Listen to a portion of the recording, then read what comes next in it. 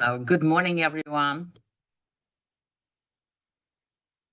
Welcome and thank you for joining us this morning. I'm Julia, and this session is a part of our Watch It Work Thursdays, where we walk through real examples of how DeltaStream works in action. I'm excited to introduce our speaker, Rachel Podreski, who is our head of field engineering. Rachel works closely with people just like you.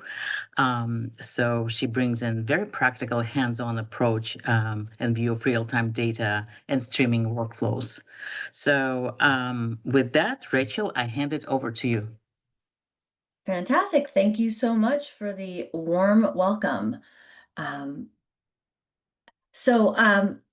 Julia said, I am the head of field engineering here at DeltaStream, and thank you very much for joining me today. This is a live demo, which there is about a 50-50 chance it'll end up reenacting Mark Zuckerberg's famous Wi-Fi moment. But that's part of the fun, right? We're gonna do this in real time, just like the data we'll be working with. Yeah. I'll be here all week. So here's what we're going to cover. We're going to start talking about how most teams move from batch processing to streaming, and the kind of those 4 stages that most companies go through on that journey. Then we'll look at what a fully streaming enterprise actually looks like in practice, and what real time really means when it's working well. From there, I'm going to show you how DeltaStream makes that journey simpler, using the systems and skills that you already have. And then we're going to build it together live. Fingers crossed. We'll start with some raw page views and user data, join them while they're in motion, and write those daily rollups to Snowflake, and then create a live continuously update table to power dashboards. So all with SQL, no code, no Flink jobs, no orchestration scripts. And by the end, you'll see that real time doesn't have to be a complicated or fragile. It can be practical, reliable, and production ready with just a few SQL statements. So, let's dive in. But first, a word from our sponsor. Let's start with who we are and what we're trying to solve. DeltaStream helps organization unlock real-time intelligence from their data by unifying streaming, real-time, and batch workflows into a easy for me to say, simple SQL-first platform. The company was founded by Hojat Jarpur, who is an early employee at Confluent and the creator of KSQLDB. So we've been helping teams make stream processing approachable for a long time. Our engineers and go-to-market team come from Red Hat OpenShift, Imply, GridGain. All of us have spent years building distributed systems at scale.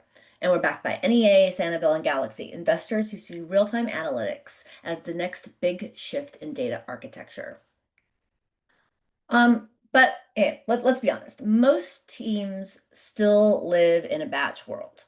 Data lands in files or tables overnight. Pipelines run every few hours and dashboards refresh when the job finishes. That's worked for years, but in some places it's really starting to break down. So customers click, they buy, they stream, they interact every second. Fraud detection, personalization, security monitoring, real-time machine learning, AI. It all depends on reacting as events happen, not hours later.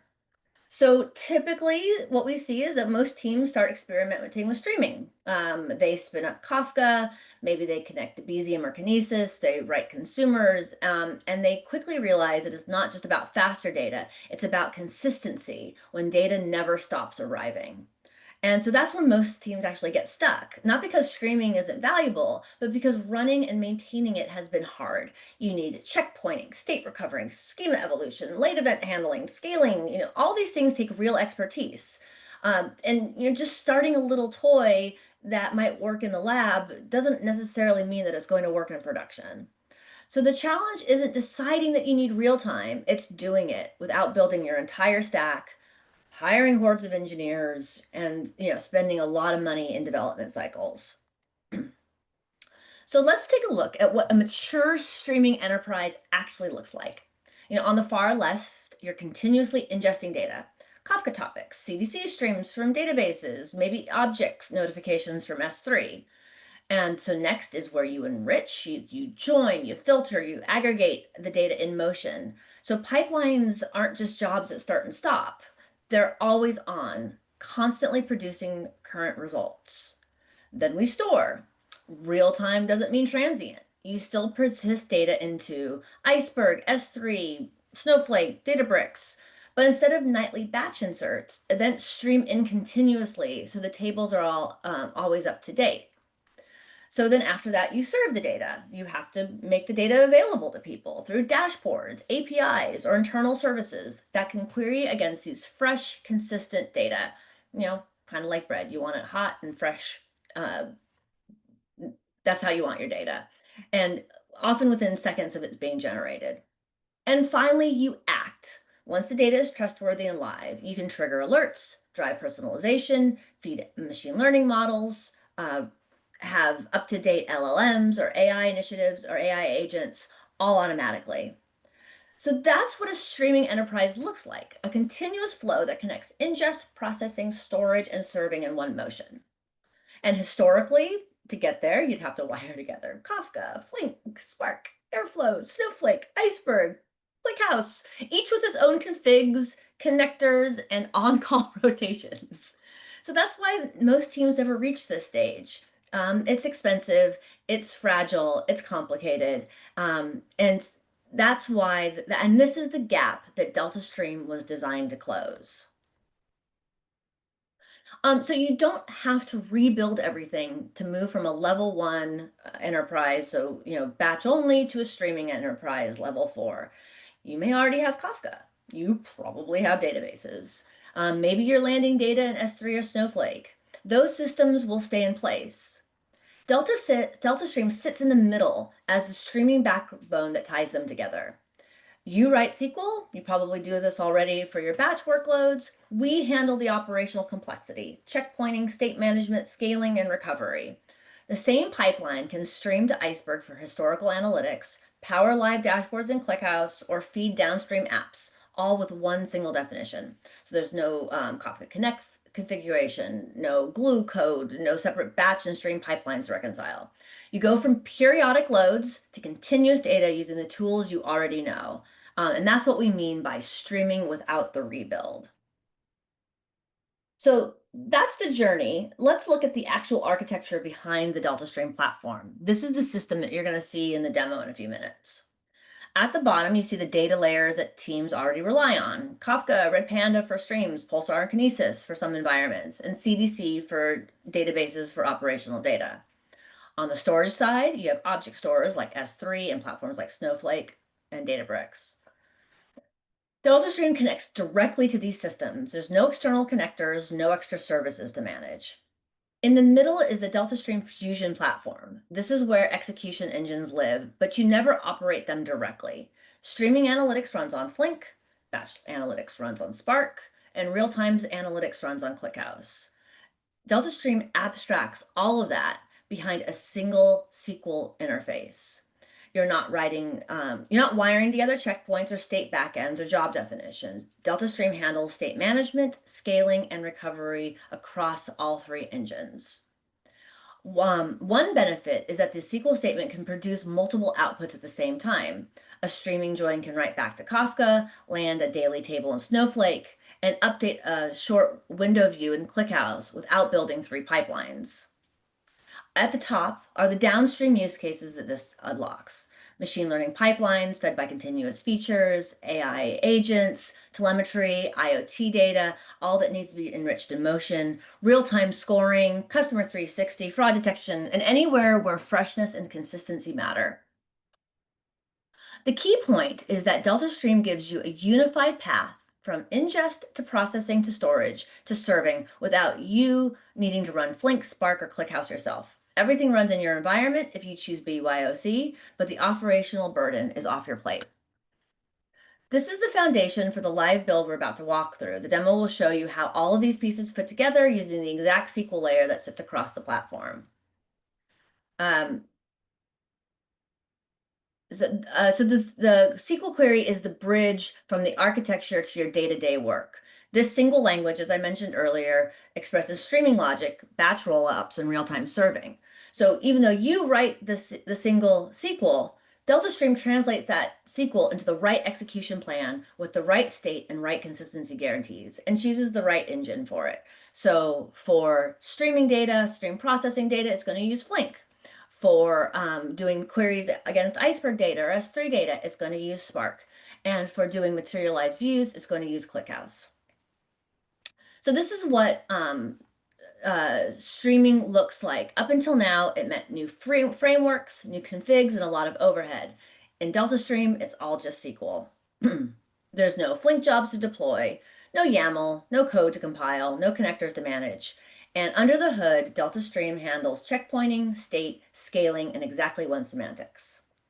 So from this single statement, you can publish a live Kafka topic for other services. You can write daily roll-ups into Snowflake for business intelligence, and you can feed short window dashboards in ClickHouse. So instead of managing our infrastructure, you describe your logic and let the platform execute it. So we're going to take a look at this in action. So this is the demo that we're going to build today. We're going to start with page view data. It represents every event from a website or an app. The second stream is a user log. It's a change log of user attributes. And then we're going to join those two sources in motion. So we're going to enrich page views with user information. From that enriched stream, we're going to create a Snowflake table for long-term storage on a daily rollup. And then we're also going to make a 30-second materialized view in ClickHouse called dashboard user sessions that powers a live dashboard of current user activity. So that being said, I'm going to switch over to the demo. And while I do that, I'm happy to answer questions. You also can put questions in the chat. And let me get this started.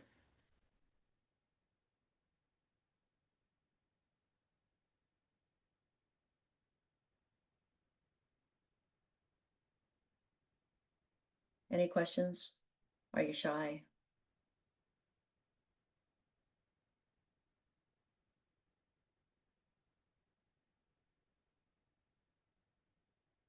All right.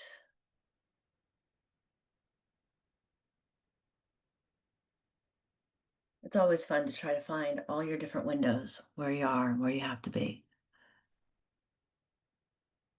All right, Julia, can you see my console okay? Yes. Yes, it looks good. Excellent. Okay, so actually let's first start off where you're going to start off. This is the DeltaStream Studio. This is one of your options in creating pipelines. This is the one that we offer as part of our UI. But everything that you see here is built with an API behind it, meaning this will all fit into your CI/CD pipelines, Terraform, Pulumi, whatever you have, it'll fit in here. So anything you see me doing, you can do through the API. We also have developer facing interfaces as well. So you can build these pipelines directly in Snowflake. If you're using Snowflake, you can build it directly in VS Code. And we do have some other ones coming soon. So if you do have a favorite development interface, let us know, and we can port the UI there.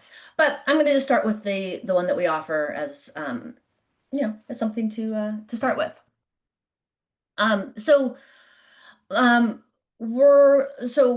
First off, let's talk about data sources. So I'm going to go over to my resources tab and look at the different data stores. So in our earlier slides, we saw where our data comes from and where it's going. So that's what you're going to think about these as. This is where your data coming from and where you're going. We have a few of them available here. There's more available through the API, but Kafka or Kafka API compatible like Red Panda. Postgres can be either a source, as CDC, or as a target. And we're also, I think, about to launch a Mongo CDC connector as well. So once you've added these data stores, you have the ability to work with them. So these are the different data stores that I've created. I have a trial store here, which is a Kafka topic. And in there, I have those two topics that I was talking about, page views and users. So let's take a look at the data. So again, remember, this is connecting to my Kafka topic, to my Kafka cluster, and I'm looking at a particular topic in here. And I'm going to print out the values of this particular topic. Now remember, because this is data in motion, we need to tell it where we want to start it from. So in this case, I'm going to say start from the beginning because I know that there's data there. And behind the scenes, what this is doing is it's going out to my Kafka cluster and returning my data. And I'm saying that it has columns of user ID, view time, and page ID. I can also look at this as a JSON payload, and we could actually use this to create the next step. But got a lot of information here directly about the data that is coming in. So the first thing I want to do is I want to tell DeltaStream about this topic. So I use what's called a create stream. It may look a lot like a create table if you're familiar with SQL, and that's pretty much what it's doing. It is creating the metadata that maps to the underlying stream. So we're telling it we have a topic and we have a value format. We support various other formats outside of JSON. And I have these three columns. So I'm going to run this, and it's going to tell me that, yep, page views have been created. So if I look up here under my databases, it will show me now I now have a page views topic. Again, this is just metadata that maps to the underlying Kafka topic. So I'm going to do the same with something a little bit more complicated. In my user log, my users topic is a little bit more complicated. It has a struct, just wanted to show that we can deserialize any type of nested data as well.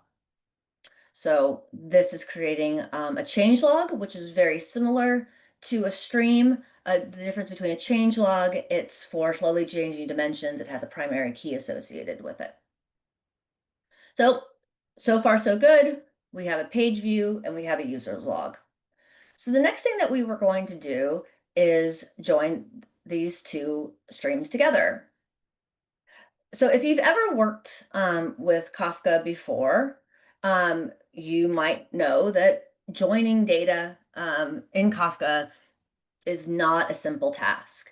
If you come from the database world like I did, you're like, well, I don't understand. Joining tables is really easy. Why is joining streams really different? Because the data is constantly in motion, it actually develops something called state underneath the hood.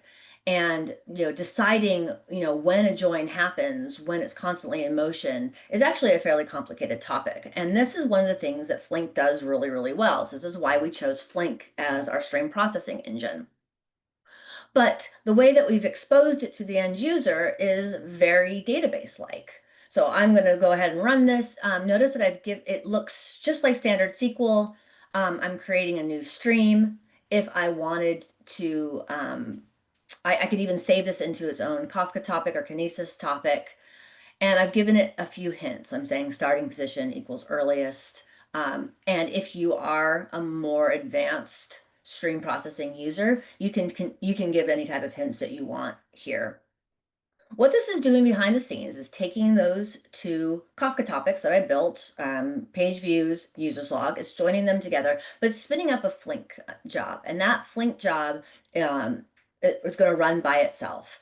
And it's a continuous query. So if I wanted to go take a look at it, it's going to show up in my queries view. Remember, I'm now creating this constant stream that is powered by this particular query. And as it starts up, it will start to show me some data on how much data is moving through, and I can take a look at the events. But this new stream of data, we can treat it like any other object. So like you would say, once you created a new join table, for example, In a database, you might just want to query it and make sure it has the data that you want. So you can do the same thing here. You can say, select the columns from this new topic. It'll take a bit because the actual engine behind the scene needs to get started and start pulling data. But as that data starts flowing through the system, we can just use queries on it. All right. So say we want to do something a little bit more complicated. It's like, yeah, Rachel, everybody can do a select star, but let's do something a tad more. So we're going to do a pretty complicated query here. We've got some averages, counts, group bys, a tumble window. Again, an idea that comes from the streaming world where you're saying that the size of a window is going to be a day. You can change this to minutes, seconds, whatever. But this particular query is great here, but we might want to put it somewhere. We might want to say it should really be a table in Snowflake. So if we wanted to make this query that comes off of that new topic that I had built earlier, I just say that I want it in my Snowflake store. I'm going to give it the database name and the schema. And I actually have the my Snowflake instance right here. It might make me log back in. Oh, no. So, yep, I'm in DemoDB. I'm in public. Doesn't look like I have any tables here. So let's go back to the workspace and click run. So simple as that. In a few minutes, I should see a new table being created. There it is already. And we'll start seeing data being loaded directly into that Snowflake table. Behind the scenes, this is using Snowpipe streaming, and it's keeping that table directly updated. So if you are using dynamic tables, it's very similar to a dynamic table, except that you're not paying Snowflake to continuously update the table. That data is going to be continuously updated through Snowpipe streaming. All right, so we've done, wow, what have we done? We've taken two topics, we've joined them together, we take that joined topic, and we've now created a Snowflake table. There's been, all of this is already done, and we're just using SQL. The last thing we might want to do is make this into a materialized view that we can use for a dashboard. So as I mentioned earlier, materialized views are in DeltaStream are backed by a database called ClickHouse, or you can actually back it by Postgres. So you have the choice of either one of them. And if you create a materialized view, it is actually hosted by DeltaStream itself. So in the previous instance, we were storing the data in Snowflake. In this instance, we're going to store the data internally within DeltaStream. But it's still accessible through our APIs. You can create a Grafana dashboard. You can use JDBC.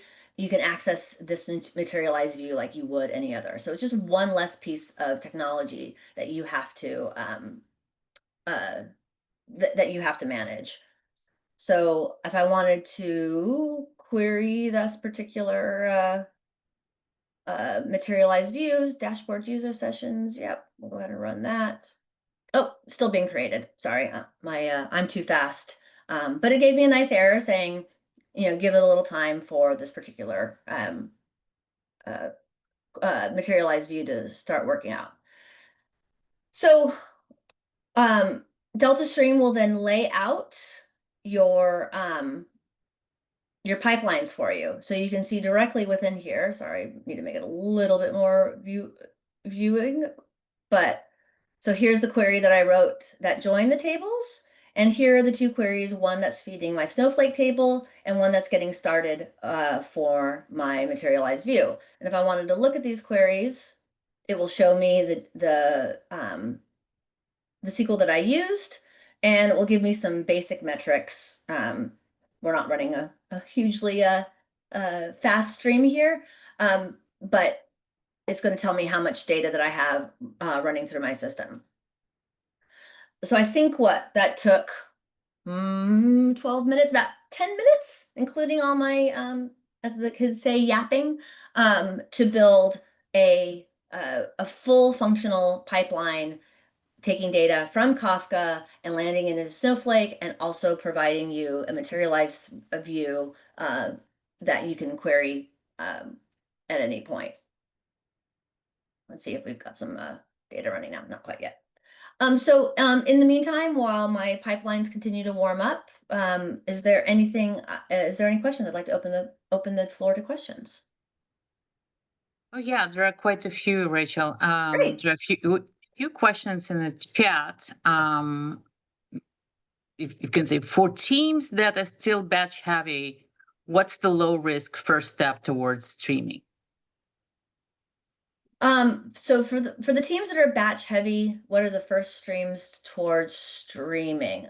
So that's a great question. I would say if you already have databases somewhere in your organization, that CDC is a really easy way to get started of moving that data. So change data capture is something that you can enable on Postgres or Oracle or any of your major databases.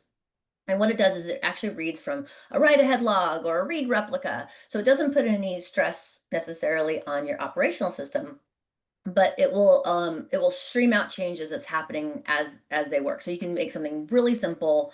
And using DeltaStream here, you could say, all right, connect to my, for example, Postgres CDC.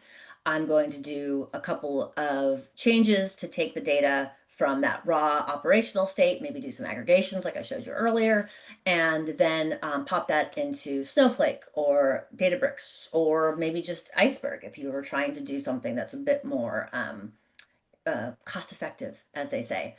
And what's really cool about if you wanted to do Iceberg, typically Iceberg is going to require some type of query engine on top of it, allowing you to query it. So you're going to need Athena or Trino or Presto or something like that. But that's where DeltaStream already builds that in. So we build in a Spark cluster. So you wouldn't even have to spin that up. So you could start directly with CDC, make some changes, load it into Iceberg or S3 if you're an Amazon shop. We also run on Azure, by the way, and then query it directly in DeltaStream. You wouldn't need to go anywhere else. Is there a point where streaming doesn't make sense, where batch is good enough? Many places. That is a very good question, and it's a very good. It's safe. It's if your users are only looking at their dashboards once a day, there's no real reason to keep it streaming. But what I want to say is that if you are building a new system, then why not do streaming? And a lot of people say, well, we'll just do batch because it's what we know. And streaming is hard and it's complicated. And that's what DeltaStream was built to do, is like not make it complicated, make it just as easy as batch. And so you are prepared for whatever that one dashboard that some executive decides that needs to be updated, every minute. I think we're going through that, currently, even at DeltaStream. We're used to getting Slack notifications every time, a certain event happens, and we want that in real time because, one of our executives decided that they wanted to see it up to date. So how do you make that change and be ready for that change without having to invest a ton of money? Yeah. So how realistic is this architecture for smaller teams? So most of the DeltaStream, well, I mean, we have a good mix of customers of various sizes, but DeltaStream is actually, very well suited for small to mid-sized teams. That's what we're trying to do. Large companies, honestly, DeltaStream isn't for an Uber. It's not for a I can't even think of right now some of the big Netflix, right? They've got huge teams that can keep, Flink and Kafka and all this stuff up and running. This type of tool is designed for small teams that their architectures may not want to be able to serve this whole thing. So a lot of the customers that we work with have, we work with like people who own Snowflake or the Databricks side of the infrastructure, and they might be 2 or 3 of them, maybe 4. And what they don't want to do is have to go to their, their Kafka teams or their Postgres teams every single time they want data. Um, but they also don't want to pay Snowflake a ton of money to just dump data into Snowflake. So this is a perfect solution for them. Yeah, well, that leads us to the question, how does DeltaStream compare to writing Flink or Spark jobs directly? Um, it's doing it for you. So go for it. Make a Flink job. You should definitely try it. I would definitely recommend it. You actually can probably put something together pretty fast. But the problem is like how do you productionalize that? How do you make that into a piece of the infrastructure that is boring? And honestly, that's what we all want from our lives. We want our infrastructure to be boring.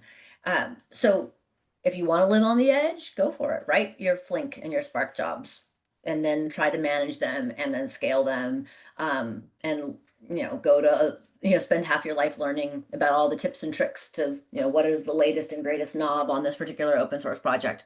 Your life will be exciting. You can live in exciting times, or you can make your life boring, and you can work with DeltaStream.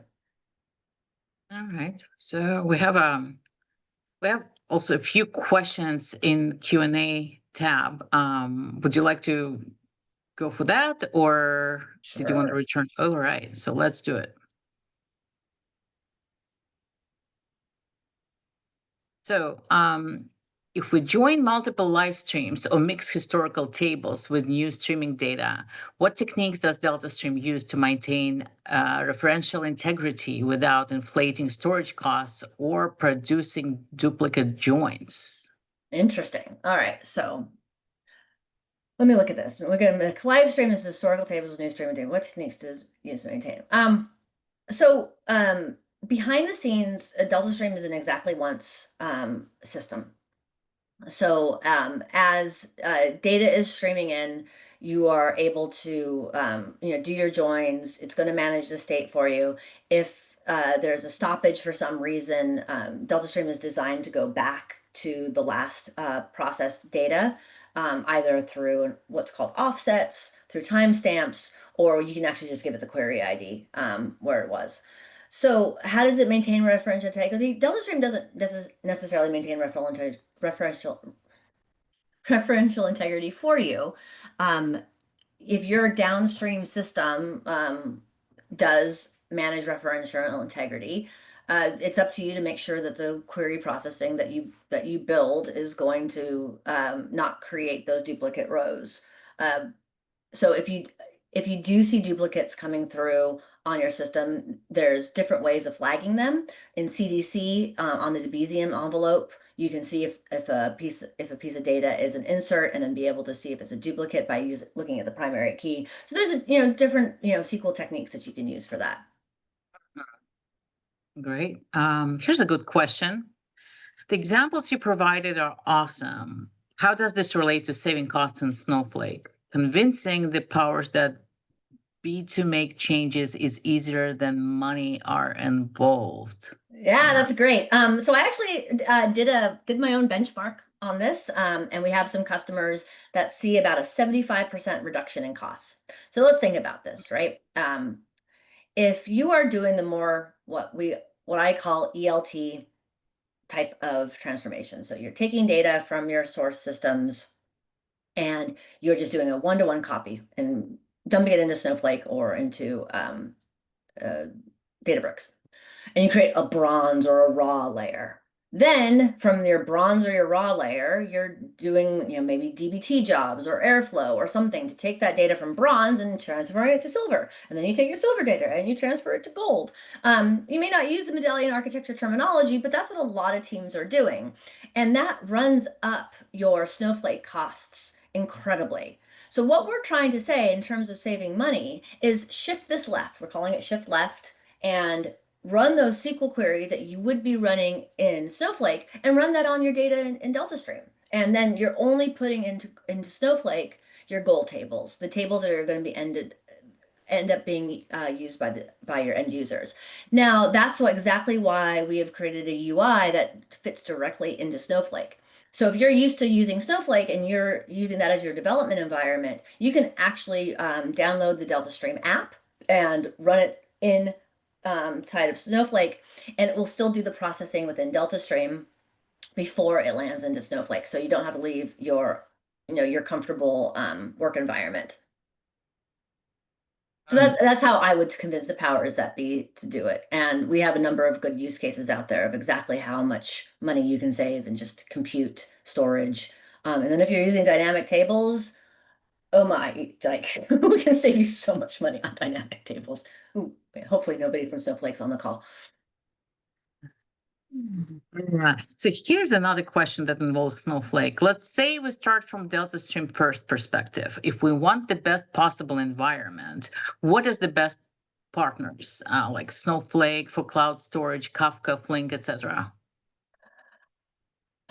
See, I'm a longtime database person, so I have a really hard time making a suggestion of a database without knowing what your use case is. So apologies for that. But DeltaStream is going to handle the Flink side of it, so you don't have to worry about Flink, and it's also going to handle all your connectors to all your different systems. So whether or not it's coming from Kafka or it's going to Snowflake, picking Snowflake versus Databricks, I'm gonna we can have definitely a side conversation. I'm actually doing a session on that tomorrow.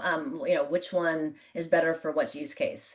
But it may be that Mongo is the right choice. Maybe Postgres is a choice. And generally Postgres is always the right choice. It's coming down more and more often. Maybe Postgres with vector. The new vector index to make it act more like a feature store.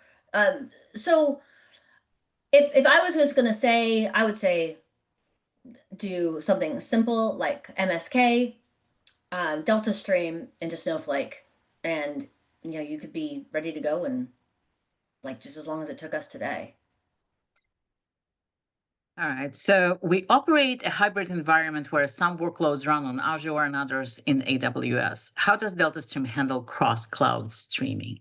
Yeah, so as DeltaStream, depending on how you've done your implementation, you can use private link, VPC peering.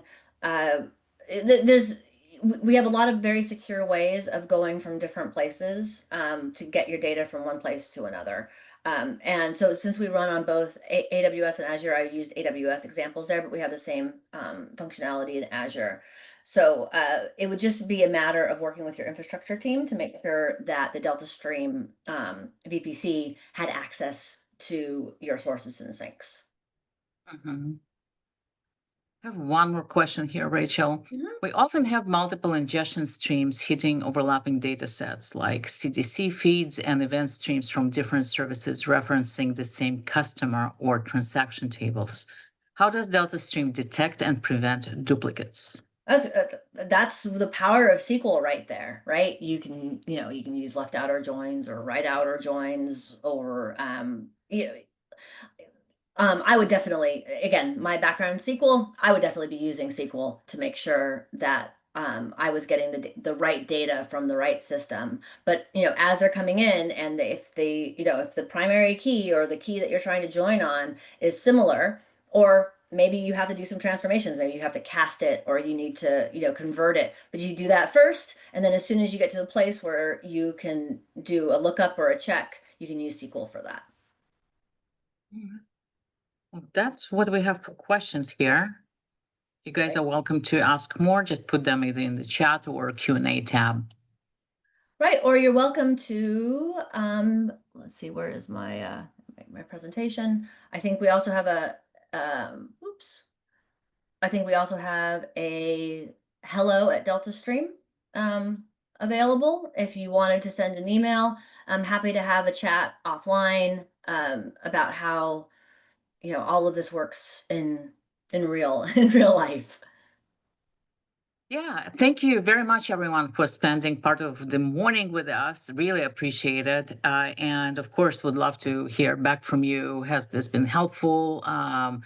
If you have additional questions, want to connect to either Rachel or myself, please feel free. Rachel is at DeltaStream, or same with me, Julia at DeltaStream, or just hello at DeltaStream. So any way you reach out to us, you are welcome.